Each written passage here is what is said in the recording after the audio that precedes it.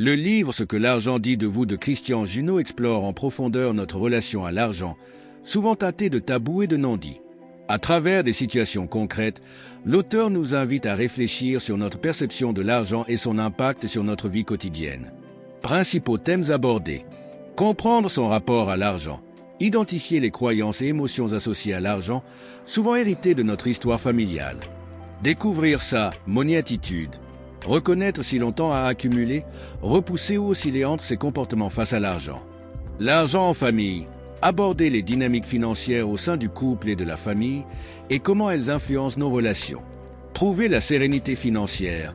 Développer une relation apaisée avec l'argent en le considérant comme un moyen et non une fin en soi. Exercices pratiques proposés.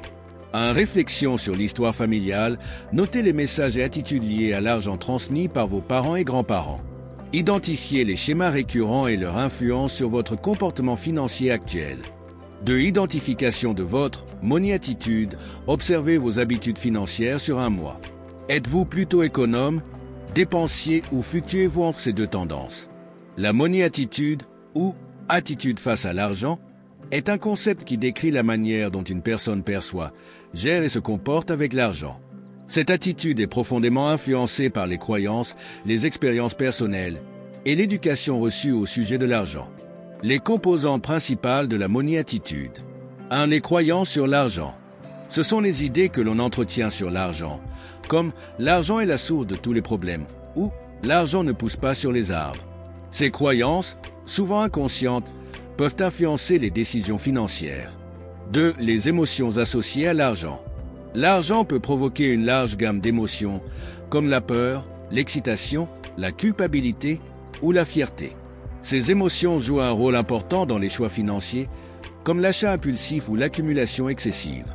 3. Les comportements financiers. La money-attitude se manifeste par des comportements observables, tels que ou être très économe ou radin, ou dépenser sans compter, ou être indifférent à l'argent ou éviter les discussions financières, ou accumuler l'argent par peur de manquer.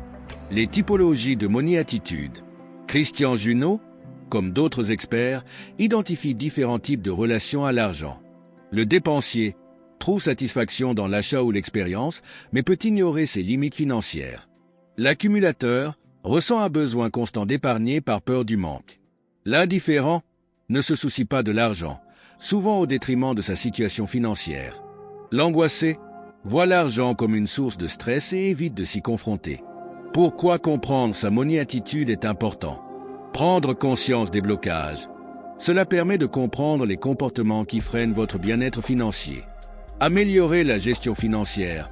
En ajustant votre relation à l'argent, vous pouvez mieux planifier et atteindre vos objectifs. Harmoniser vos relations.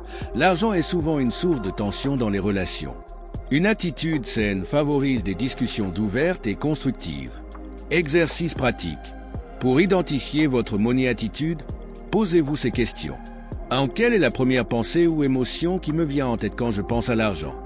2. Quel message ai-je entendu dans ma famille à propos de l'argent? 3. Suis-je plus enclin à dépenser ou à économiser? Pourquoi? 4. Quelle situation financière me cause du stress ou de la joie?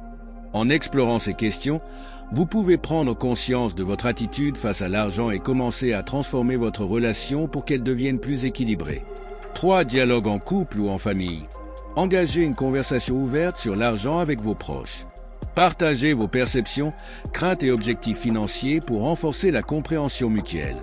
4. Visualisation de l'abondance.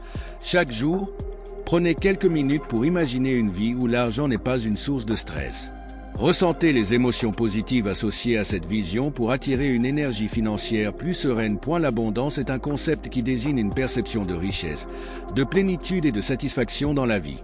Elle ne se limite pas à la richesse financière, mais englobe tous les aspects de l'existence, les relations, la santé, le temps, les opportunités et bien sûr, les ressources matérielles. Principaux aspects de l'abondance, un état d'esprit. L'abondance est avant tout une manière de voir le monde.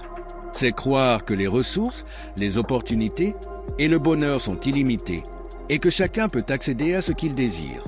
Cela s'oppose à un état d'esprit de rareté, où l'on perçoit le monde comme un lieu de compétition et de manque. 2. Un équilibre intérieur. L'abondance repose sur une confiance en soi et en la vie. Elle se manifeste lorsque l'on se sent en paix avec ce que l'on a, tout en étant ouvert à recevoir davantage. Est la gratitude. Être dans l'abondance signifie aussi être capable de reconnaître et d'apprécier les richesses déjà présentes dans sa vie. La gratitude est un catalyseur puissant pour attirer encore plus d'abondance. 4. Au-delà de l'argent, l'abondance n'est pas seulement matérielle. On peut être abondant en amour, en temps, en idées, en énergie, en créativité ou encore en connexions humaines. Comment cultiver l'abondance? Changer son état d'esprit. Adopter une mentalité de croissance et de possibilité. Par exemple, au lieu de penser « je ne peux pas me permettre cela », demandez-vous « comment puis-je créer les moyens d'y parvenir ?» 2. Pratiquer la gratitude.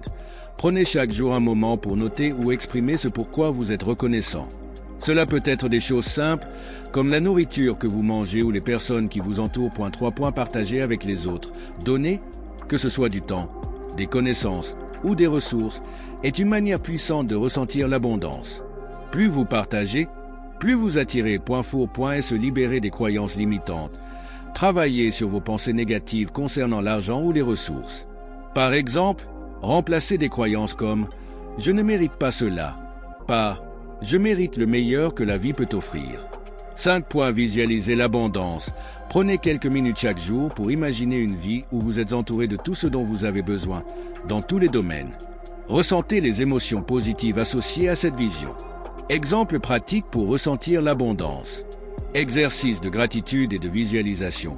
Un point chaque soir, notez 3 choses pour lesquelles vous êtes reconnaissant. 2. Ensuite, fermez les yeux et imaginez-vous dans une vie où vous avez tout ce dont vous avez besoin et où vous êtes pleinement heureux. 3. Ressentez la joie et la plénitude que cela vous procure.